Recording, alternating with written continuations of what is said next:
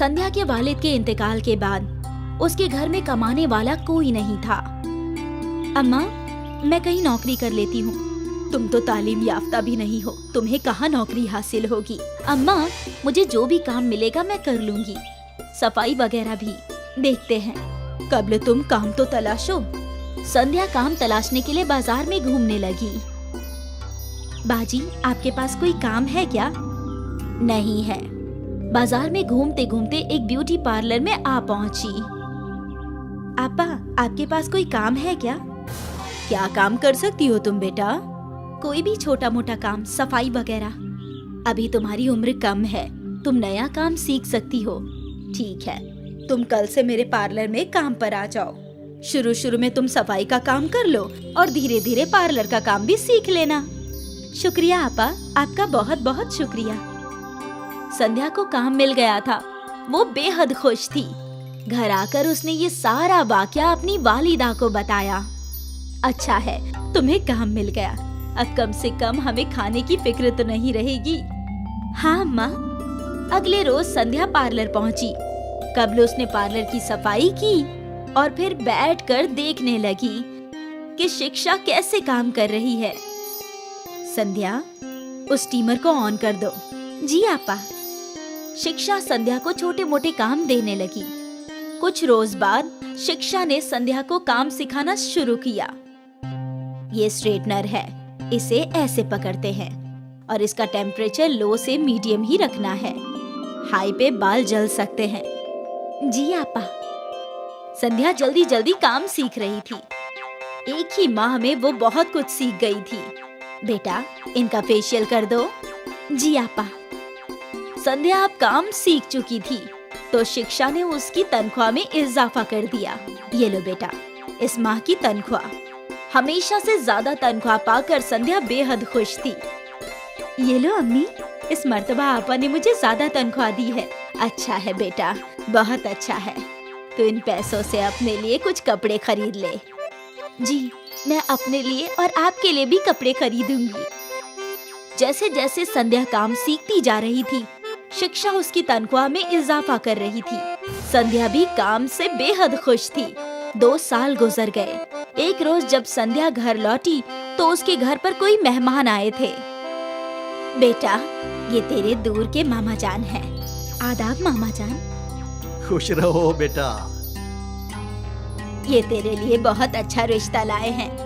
वैसे भी तेरी शादी की उम्र हो गई है। लेकिन अम्मा, अगर मैं शादी करके चली गई तो आपका क्या होगा? तुम मेरी फिक्र मत कर, मैं अपना गुजारा कर लूंगी।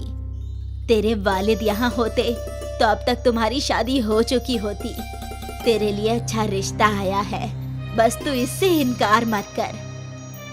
संध्या ने सोचा और फिर अपनी वालिदा की शक्ल देखकर राजी हो गई। मुकेश एक फैक्ट्री में मुलाजमत करता है। 12,000 रुपये तनख्वाह है उसकी। संध्या को कोई कमी नहीं होने देगा बाजी। ठीक है, आप रिश्ते की बात कीजिए। कुछ रोज बाद संध्या को देखने मुकेश और उसके कुछ रिश्तेदार आए।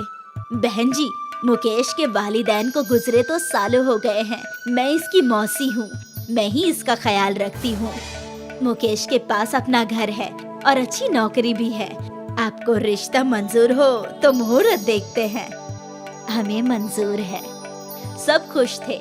मुकेश और संध्या की शादी का मुहूर्त निकला था और कुछ माह बाद दोनों की शादी भी हो गई। शुरू में सब कुछ ठीक था। मुकेश संध्या का बहुत ख्याल रखता था। आज आपके लिए क्या बनाऊं? आज तो इतवार है, आज मैं खाना बनाऊंगा। आप बनाएंगे? हाँ, मैं सालों से खाना बना रहा हूँ। मुझे सब कुछ आता है, तुम आराम फरमाओ। संध्या खुश थी कि उसे इतना अच्छा शौहर मिला है। उसकी खुशी दोगुनी हो गई जब उसे इल्म हुआ कि वो हामिला है। कुछ माह गुजर गए और एक रोज मुकेश शराब पीकर घर आया। आपने शराब पी रखी है? हाँ, वो आज मेरे दोस्त की सालगिरह थी, उसने थोड़ी सी पिला दी। संध्या को मुकेश का शराब पीना अच्छा नहीं लगा। फिर तो ये रोज का हो गया था। मुकेश हर रोज शराब पीकर ही घर आता था और अब मुकेश और संध्या में अनबन होने लगी थी। आपको इतनी शराब नहीं पीनी चाहिए। मैं अपने पैसों से पीता हूँ, तू कौन होती है मुझे नसीहत देने वाली? मुकेश ने गुस्से में संध्या को तमाचा मार दिया। संध्या हामिला थी, लेकिन मुकेश उसे रोज मारा करता था। 4 माह बाद संध्या ने घर छोड़ दिया और अपने मायके चली गई। उसने रोते हुए अपनी वालिदा को सब कुछ बता दिया। अम्मा, अब तुम ही बताओ मैं क्या करूं? तेरी बेहतरी के लिए तेरी शादी की थी। मुझे क्या इल्म था कि तेरे साथ ये सब होगा बेटी। मुझे माफ कर दो। तुम अब उस शैतान के पास मत जाना, यहीं रह जाओ। संध्या अपनी वालिदा के घर ही रुक गई। अगले रोज दोनों माँ बेटी गुफ्तगू कर रही थी। अम्मा, मैं सोच रही हूँ कि पार्लर की नौकरी फिर से ज्वाइन कर लूँ। नहीं बेटा, इस हालत में तुम नौकरी पर कैसे जाओगी?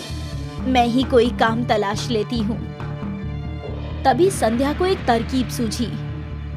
माँ, अगर मैं घर में ही पार्लर खोलूं तो मैं घर में अपना ख्याल भी रख पाऊंगी और आपको भी काम करने की जरूरत नहीं। ये तो तुम सही कह रही हो। उसी शाम मीना और संध्या ने पार्लर का सारा सामान खरीद लिया और फिर घर के एक कमरे में पार्लर बना लिया और घर के बाहर पार्लर की तख्ती लगा दी। पहले ही रोज उसके पार्लर में कस्टमर्स आने लगे। संध्या और मीना खुश हो गई। संध्या अच्छा काम करती थी, इसलिए कस्टमर्स वापस आया करते थे और आहिस्ते आहिस्ते उसका ब्यूटी पार्लर चल पड़ा। हामिला होने के बावजूद वो 10-10 घंटे काम किया करती थी। कुछ माह बाद संध्या ने एक दुख्तर को पैदा किया और फिर अपनी छोटी सी बेटी को संभालते हुए संध्या पार्लर चलाने लगी। संध्या की जिंदगी में अब भी मुश्किलें थी, लेकिन उसके पास एक रास्ता था जिससे वो अपनी और अपने खानदान की जिंदगी बेहतर बना रही थी। 5 साल तक कड़ी मेहनत करके संध्या ने अपना बड़ा सैलून खोल लिया। अब उसकी दुख्तर भी स्कूल जाया करती थी और वो अपनी वालिदा के साथ एक बड़े घर में रहती थी। ये उसके लिए बड़ी कामयाबी थी, लेकिन अब भी उसकी जद्दोजहद जारी है।